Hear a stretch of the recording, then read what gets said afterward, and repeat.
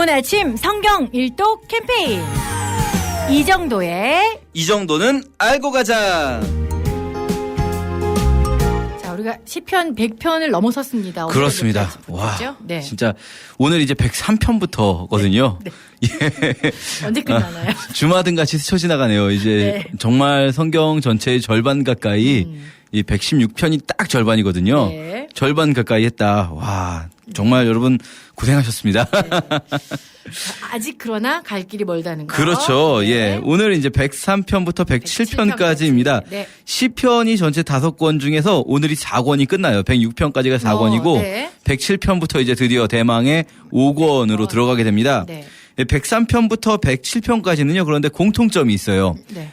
요게 그러니까 4권이 이제 주제별로 모아놨다 말씀드렸는데 네. 103에서 106편 이게 마지막 부분이 네. 여호와를 찬송하라, 여호와를 송축하라. 요 찬송가들이에요. 말 그대로 네. 이제 네. 우리가 흔히 찬송가라고 말은 하지만 찬송가에도 주제가 다 다르잖아요. 그렇죠. 뭐 자기의 어려운 점을 주님께 고하는 기도하는 찬양도 있고 뭐 여러 가지가 있는데 여긴 말 그대로 찬송 자체가 주제인 부분들입니다.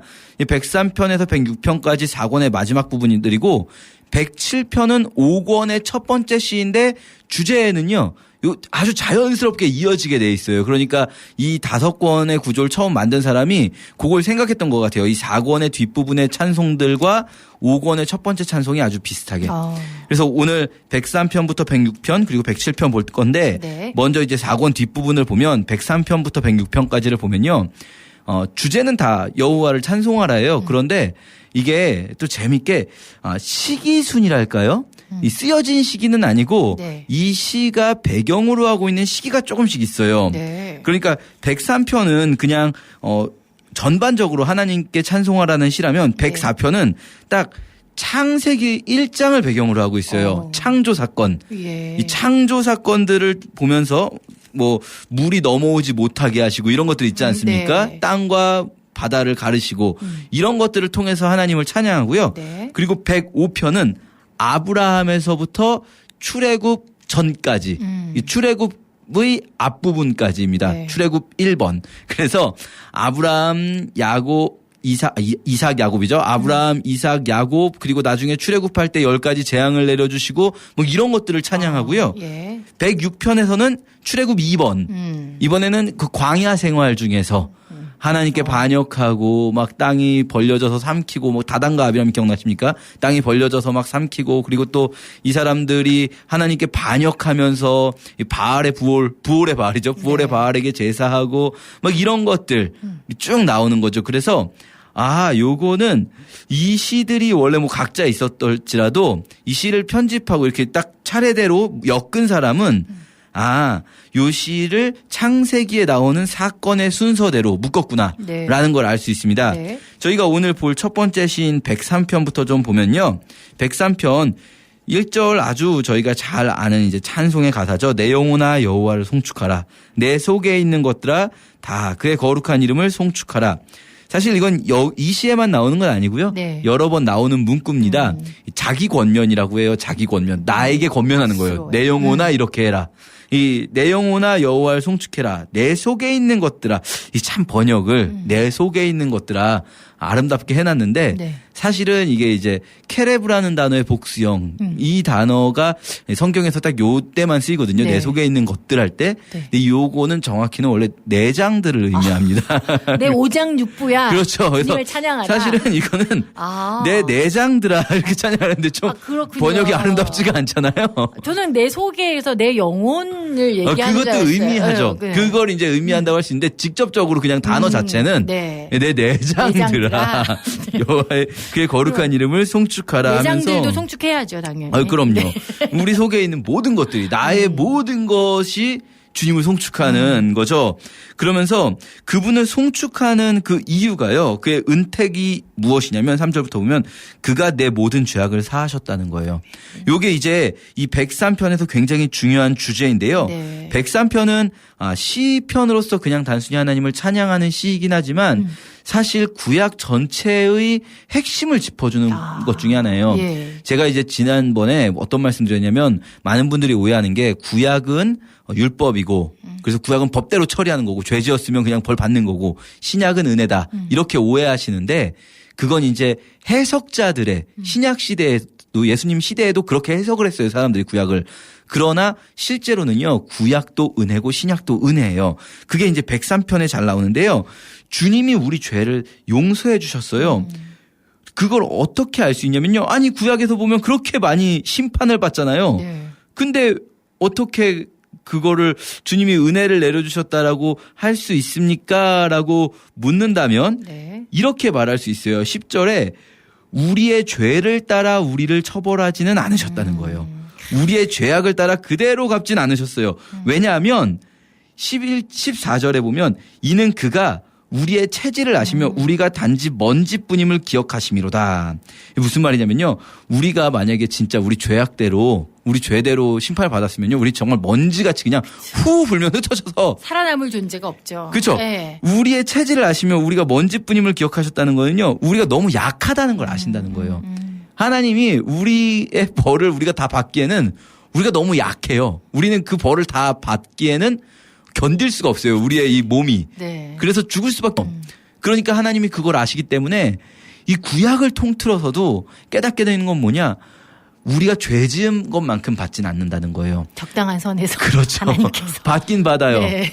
받긴 받아요. 그 표현이 또 뭐냐면 8절에 여호와는 긍휼이 많으시고 은혜로우시며 노하기를 더디하시고 인자하심이 풍부하시도다. 자주 경책하지 아니하시며 노를 영원히 품지 아니하시리로다. 이 말씀 어디서 많이 들어보신 것 같지 않으세요? 여호와긴 노하기를 더디하신다. 네. 요 말씀이 요나서에서 나오는 걸 많이 아실 거예요. 요나가 네. 이제 불평할 때 아니, 주님 노하기를 더디하시는 분이라서 내가 이렇게 용서해버릴 줄 알았다고 막 따지거든요. 네. 예, 요나서뿐 아니라 미가서에도 나오고요. 이 하나님께서 노하기를 더디하신다는 거는요. 크게 이제 두 가지 의미가 있어요. 하나는 요나서처럼 노하기를 더디하시면서 기다리시면서 뭘 기다리실까요? 회개하기를. 그렇죠. 회개하면 용서해 주시려고 최대한 시간을 늦추시는 거예요. 네. 그런데 이 똑같은 말이요. 이 요나 미가 나훔에 나오거든요. 네.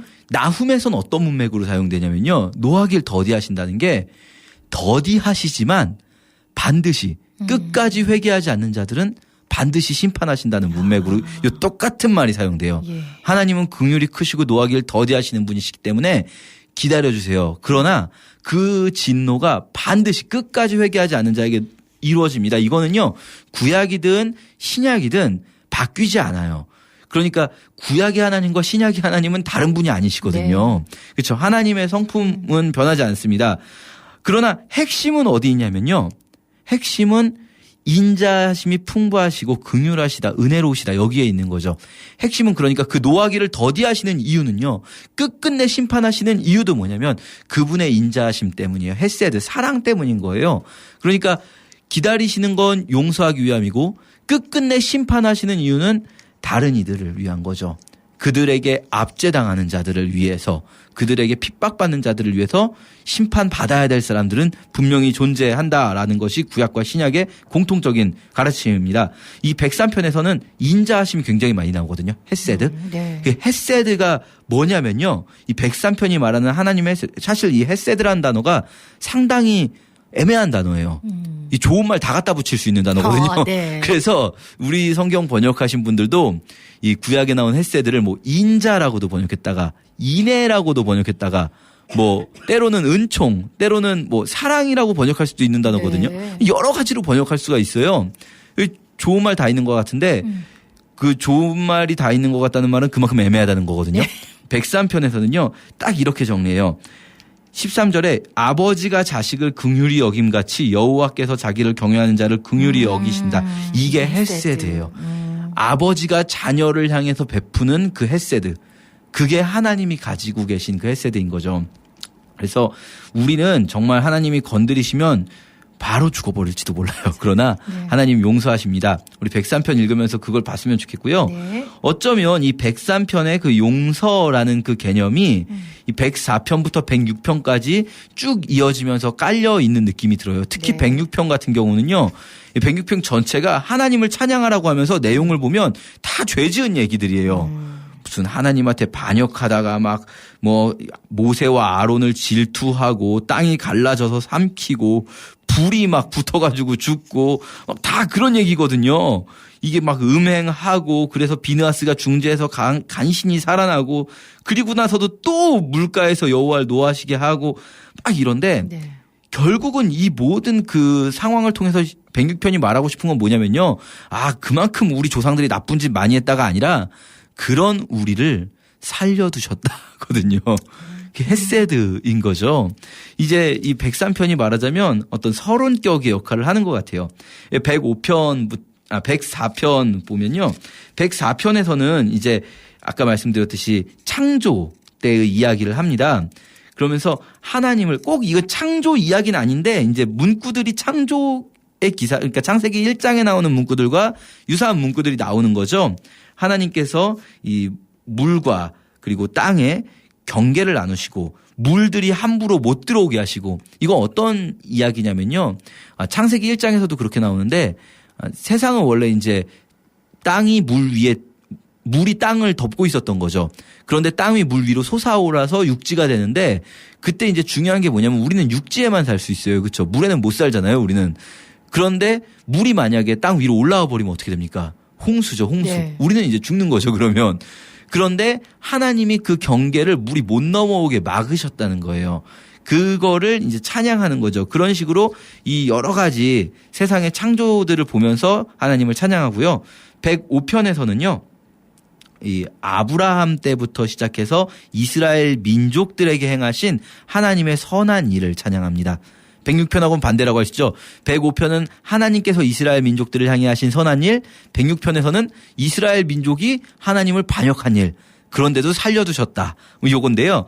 이스라엘 민족에게 하신 일 중에서 좀 우리가 주목해서 볼 만한 부분이 이제 아브라함 가족들이잖아요. 네. 12절부터 보시면 105편 12절부터 보시면 그때 그들의 사람 수가 적어 그 땅에 나그네가 되었다. 요거 아브라함 가족 네. 이야기거든요. 여기서부터 나오는 그들이 아브라함 가족이에요. 그들이 이족 속에게서 저족 속에게로 이 나라에서 다른 민족에게로 떠돌아다녔도다. 떠돌아다녔잖아요. 그렇죠? 그러나 그는 하나님은 사람이 그들을 억압하는 것을 용납하지 않으시고 그들로 말미암아 왕들을 꾸짖으셨어요.